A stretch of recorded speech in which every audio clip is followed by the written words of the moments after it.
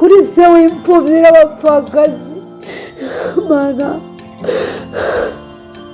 ndabyakiriye mana ugakwihangana mana birababaje kubona uwakwitiye umubyeyi wawe bakwihangana mana bakwihangana ko bwanjye ntabyo rushobora mana ndatoneye umutima papa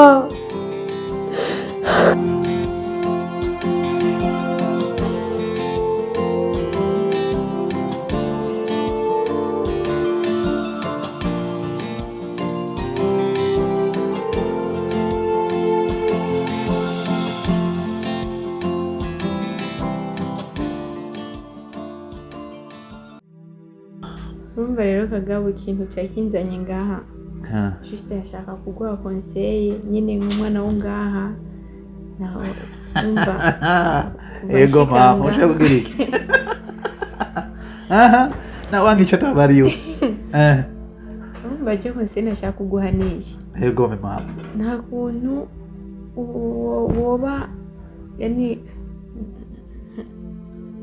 iyo niremeye ntanya umaze kubona umuntu atanguye gukuba amakwawe urumva amajambo adasohoka mu bisanzwe nashaka kuguha conseil kubera wera muri kumwe sindi ko ndabinjira ngo muhebane canke mu umute canke gute oya jewe nshaka kukwereka ati iyo umuntu ari mu rukundo araba amagabo kuvuga yuko utegerezwa kuba maso kuko abakobwa turahinduka abakobwa turagora se rero umva ujya wera urabona ko aje hirya y'ejo ntuzi comportement ziwe ntuzi tu ingene aho yarabaye imico yarimwo uko yarabayeho famille yiwe ntayuzi twamubonye uko nyene aje ngaha muhira urabona ko muri kumwe rero urukundo ntirukurenge wisange wagiye gukora ibidakorwa nk'ubu urabona nk'uyu databuja wacu ungene yarameze ingeso ziwe ariko ararengana mu ibarabara ndibaza nta muntu yari gushobora kumumenya amenye ingene ameze ariko kubera ko twari tubanye nawe twari tumuzi rero ube magabo umwiga ingeso umenye uko ateye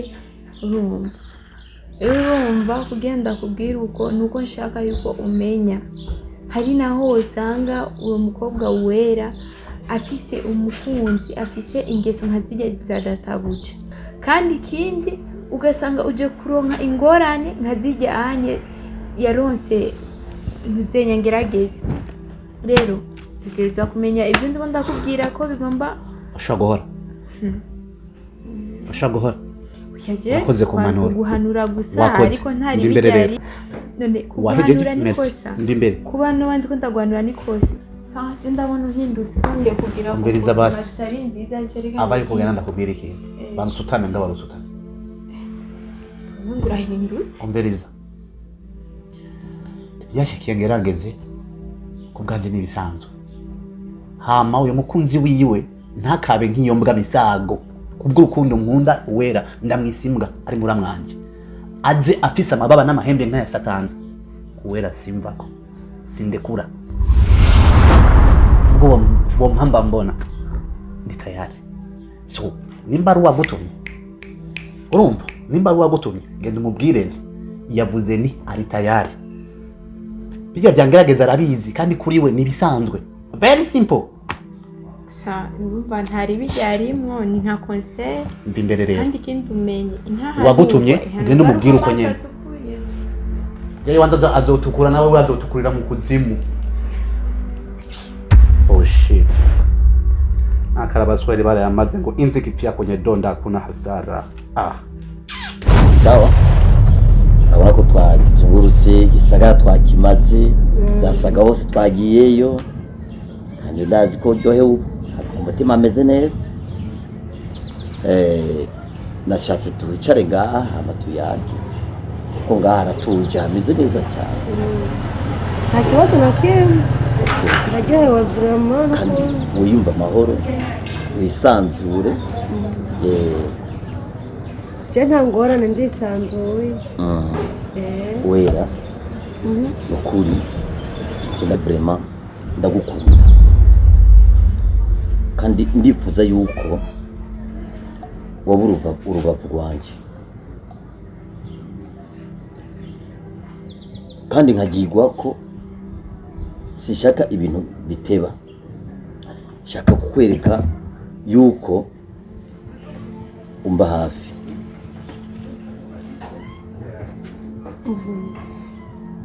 So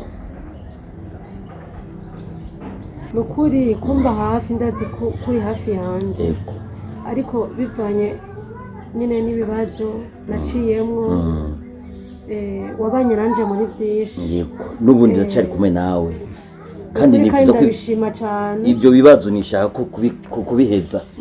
Yego ego ntugire ingorane n'imwe. jewe rero mu by'ukuri nk'uko bimbwiye ati ufise ibibazo, nahisemo kugira ngo ibibazo ufise ndabirangize. Sinifuza yuko wogira ikibazo na kimwe, sinifuza yuko wobandanya uri mu ngorane, kandi ndagusavye ubyikuremo. Ibyakubaye ko byose ibyo wagiye uracamwo ubivemwo, byo nshaka kuguhindurira ubuzima ndakugire neza. Ndabyumvise? Ndabyumva kweli. Nicyo gihari. Ndakubaza uyu muntu wamuzi? Uyu muntu ndamuzi. Yego uyu ndamuzi. Uyu yari umukozi w'iwanje, ariko iki ntiwahejeje ariko mbwiye byagenze gute? hariyo amakosa yankoreye. Amaze kuba iwanje akaba umukozi kandi yahakoze igihe kinini, yaciye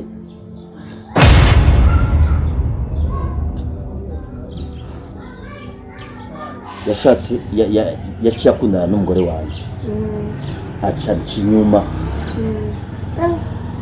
Urumva ikibi yankoreye? Ibyo narabikoze. Namwizigiye, nabonye ko ari umuntu nyine ameze neza, amfatira ibintu neza mu nzu, ibyo mu nzu byose abijera neza, ariko acaza kunkorera icyo kibi. Ikibi kimwe kigayitse kandi kibi kimwe kitameze neza. Hanyuma rero bigenda gute? Reka tubyihoze. Urumva nashaka hariya mu Cyarama hari ahantu hari parcelle ngira nze kuyigura kugira ngo icyo ntangira kubaka ndakubakire. Utobukoze? Eko niyo projet mfise yo kukubakira. Nukuri muvyeyi ndacagushimira cyane nukuri. Niyo bitagira uko bingana. Nta kibazo, nakubwiye ati nta ngorane nimwe. Ikintu cyose ukeneye jewe ndi prêt kukiguha, ndi prêt kugigukorera. Ariyo mpamvu ngira nze kugura iyo parcelle hama ndakubakire. Uronke ahantu uzokwicara ugatuza, ahantu uzokwibagira ibyakubaye ko byose. Nukuri murakoze cyane.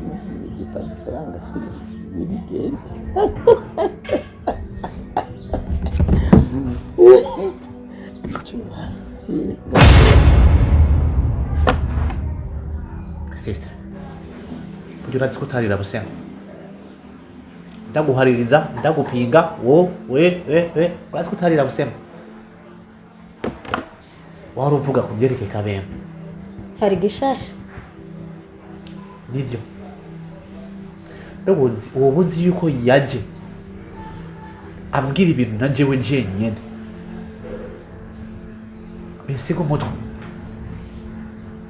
bisigaye ko hariho umuntu Kabemba bakorana. Ninde? Yes, hariho umuntu amutuma gusa akaza nk'umuntu nyine yigira nk'umuntu ashaka kuguha impanuro akubabaye.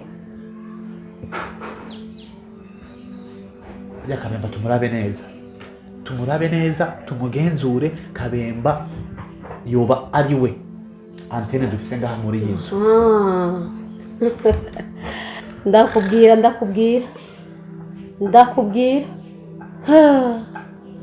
kandi Kabemba hoya usanzwe gutera umutwe uhagaze. Hoya burya inzira y'umubeshi ni ngufi. kandi barasubira ngo amaherezo y'inzira ni mu nzu. Hariho ikintu njyewe njyewe nshaka kwikurikiranira, ndakigire ko amatohoza. Ninasanga yuko Kabemba ari we abikuriye, ari we abijejwe, azoba ari umuhemu kandi mubi.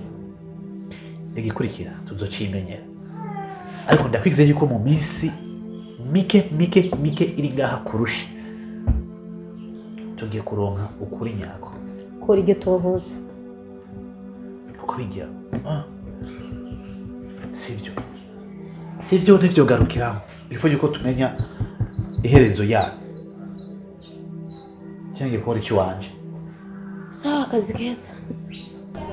Hama Kabemba, ndaguhamagaye kugira tuyahage kandi umbwize ukuri utampishije n'ikintu na kimwe. Uwera yakuye amakuru yangerageze hehe? Akongera ko akaronka n'ifoto yangerageze. Ibyo bintu byagenze gute? Wowe wirirwa muhira muri irigwana kandi ibintu gora ngatonogeza ku mugoroba mwa muri kumwe. Rero sinshaka yuko umpisha n'ikintu na kimwe umbwire. Databuja, nukuri je nukuri ntakubeshe, naje ibyo bintu byanteye amakenga.